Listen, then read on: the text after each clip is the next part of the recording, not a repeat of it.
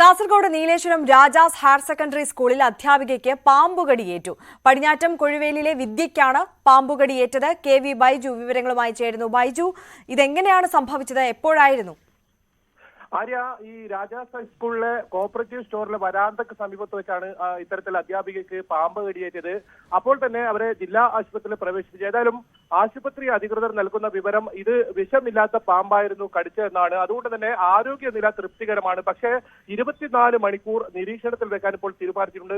ഇവർ ഇപ്പോൾ കാഞ്ഞങ്ങാട് ജില്ലാ ആശുപത്രിയിലാണ്. എന്തായാലും ഈ സ്കൂളിന്റെ പരിസരമൊക്കെ അത്രത്തോളം വലിയ കാടോ മറ്റൊന്നും ഇല്ലെങ്കിലും ഇതിന് സമീപത്തായാണ് നീലേശ്വരം റെയിൽവേ സ്റ്റേഷൻ വരുന്നത്. അവിടെ ഇത്തരത്തിൽ പാമ്പിന്റെ ശല്യമുണ്ടെന്ന് ഈ നാട്ടുകാരൊക്കെ പറയുന്നുണ്ട്. എന്തായാലും ഈ സ്കൂളിലെ വരാന്തയിൽ വെച്ചാണ് ഇത്തരത്തിൽ പാമ്പ് കടിയേറ്റതെന്നാണ് ഈ സംഭവത്തിന് ഗൗരവം വർദ്ധിപ്പിക്കുന്നത്. എന്തായാലും വിഷമില്ലാത്ത പാമ്പായതുകൊണ്ട് തന്നെ ആശങ്കയ്ക്ക് ഇടയില്ല. പക്ഷേ അതേസമയം 24 മണിക്കൂർ ഇത്തരത്തിൽ നിരീക്ഷണത്തിൽ വെക്കാനാണ് ഡോക്ടർ നിർദ്ദേശം നൽകിയിരിക്കുന്നത്. ഇവരുടെ ആരോഗ്യനില തൃപ്തികരമാണ്.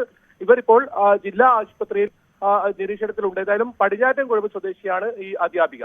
ആര്യ, ശരി, കെ.വി. ബൈജു ആണ് വിവരങ്ങൾ നൽകിയത്. എന്തായാലും കാസർഗോഡ് നീലേശ്വരം രാജാസ് ഹയർ സെക്കൻഡറി സ്കൂളിലെ അധ്യാപികയ്ക്കാണ് സ്കൂൾ വരാന്തയിൽ വെച്ച് പാമ്പ് കടിയേറ്റത്. അധ്യാപികയുടെ ആരോഗ്യനിലയിൽ കുഴപ്പമില്ല, തൃപ്തികരമാണ് എന്നുള്ളതാണ് ആശുപത്രി അധികൃതർ അറിയിച്ചിട്ടുള്ളത്.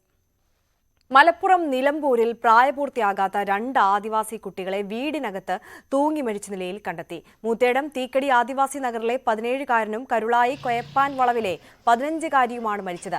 വ്യാഴാഴ്ച രാത്രിയാണ് ഇരുവരെയും തൂങ്ങി മരിച്ച നിലയിൽ കണ്ടെത്തിയത്.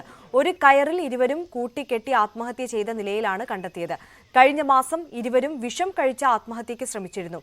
ഇരുവരും കുറച്ചു മാസങ്ങളായി ഒരുമിച്ചായിരുന്നു താമസം.